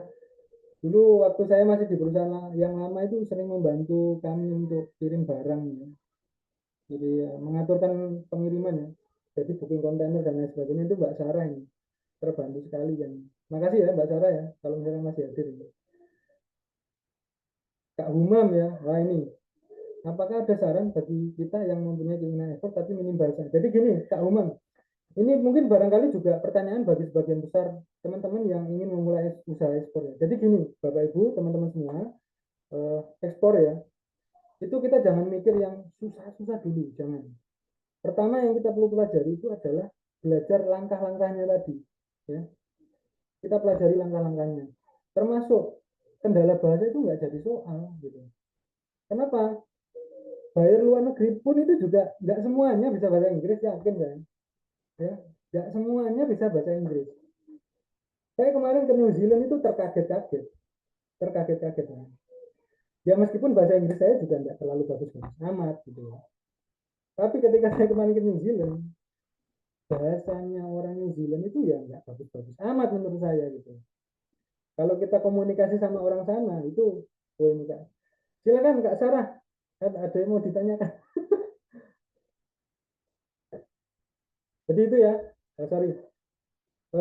Kendala bahasa bukan jadi soal ya. Kalau kita mau komunikasi sama buyer ya kita bisa buka Google Translate gitu ya. Kecuali buyernya mau telepon ya. Kecuali buyernya mau telepon ya nanti kita sampaikan aja sir, please cek. Nah, kolom chatnya dicek ya, chat ya gitu. Dicek aja di chat gitu kan. Oke. Nah ini Kak Queen juga biasanya balesnya. Bisa pakai chat GPT, oh bisa banget. Oke. Oke, bentar. Oh ya, ini bonus ya buat teman-teman nanti kalau misalkan beli buku saya yang ini, nah itu akan dapat daftar komoditas daerah ya, teman-teman sekalian. Di sini, nah teman-teman, dari Aceh sampai mana, Papua Barat, itu ada ya sebaran produk unggulan di masing-masing daerah itu. Nah ini mana ya, misalkan di Sumatera itu mana aja ya produk unggulannya dan daftarnya itu apa saja itu ada di sini teman-teman sekalian. Daftarnya itu apa aja ada di sini. Contoh ya, misalkan di daerah mana ini? Aceh Singkil itu apa ini? Bentar. Padi, ikan lele itu kan sudah diekspor enggak? Nah ini tidak ada belum gitu kan. Nah, nanti bisa dicari Pinang ini ya, Aceh Selatan itu ada Pinang. Ini sudah pernah diekspor ada sebagian besar. Ini keterangannya ada ya. Ini ya Pinang. Terus apalagi? Nah nanti dicari di daerah dekatnya Bapak Ibu di daerah ini di daftar komoditas ini ada komoditas mana yang menjadi unggulan di daerah situ. Terus nah, sudah pernah diekspor atau belum? Nah berarti kalau sudah pernah diekspor Bapak Ibu bisa lebih. Nah ini ada ya dari daerah Pidi ini ikan tuna itu ada ya, sudah pernah diekspor sebagian kecil ini ya. Ekspor sebagian kecil ada ini kan sebagian kecil gitu. Jadi gitu. Nanti dapat bonus ini ya Bapak Ibu sekalian ya, teman-teman yang beli buku tadi dapat free konsultasi. Nanti setiap 2 minggu sekali ada Zoom kayak gini untuk membahas kendala sama bisa tanya-tanya. Terus jadi itu tadi ya di buku panduannya. Satu lidi ini ada banyak sekali nih. Ini mulai pokoknya satu Indonesia ini di sini ada daftar komoditas daerah ya Bapak Ibu sekalian. Oke. Saya coba juga lihat volunteer masih ada nggak ini. Oke, baik Bapak Ibu sekalian, kalau nggak ada, saya rasa cukup ya. Terima kasih Bapak Ibu sekalian. Mudah-mudahan dapat manfaat ya dari ini tadi ya. Kalau ada yang ingin ditanyakan lebih lanjut mengenai tadi ya, saya ada buku atau mau ikut pelatihan saya. Jadi nanti di pelatihan saya itu kita bareng-bareng ya, karena ada beberapa member-member yang sudah sampai step yang lebih jauh lagi itu sudah akan mencari buyer dan lain sebagainya. Nah, nanti kita juga akan arahkan ke buyer-buyer potensial ya, karena kita punya database buyernya juga, gitu ya. Jadi nanti kita produknya apa, misalkan belum punya ide ya kita arahkan untuk mengeksplorasi idenya di situ ya, di pelatihannya itu. Jadi dilatih ya, beda ya teman-teman, dilatih untuk bisa ekspor ya. Tidak hanya memahami tapi latihan langsung praktek ya, itu ya. Kami ada latihan langsung praktek di mana nanti cari suppliernya itu juga langsung praktek, termasuk ketika nanti juga kita akan dampingi mencari bayarnya sampai dengan bisa closing atau mendapatkan orderan pertama, gitu ya. Terima kasih sudah mengikuti Zoominar pada malam hari ini sampai dengan akhir. Saya doakan teman-teman semuanya yang ikut pada malam hari ini segala urusannya dilancarkan oleh Allah Subhanahu Wa Taala, dan yang pengen ekspor mudah-mudahan segera bisa ekspor, segera dapat buyer dan bisa ekspor ke pasar internasional. Demikian, ada kurang dan lebihnya saya mohon maaf yang sebesar-besarnya. Billahi taufiq wal hidayah. Wassalamualaikum warahmatullahi wabarakatuh. Terima kasih ya teman-teman. Waalaikumsalam warahmatullahi wabarakatuh. Makasih Mas Fuad. Sama-sama Pak. Waalaikumsalam warahmatullahi Waalaikumsalam.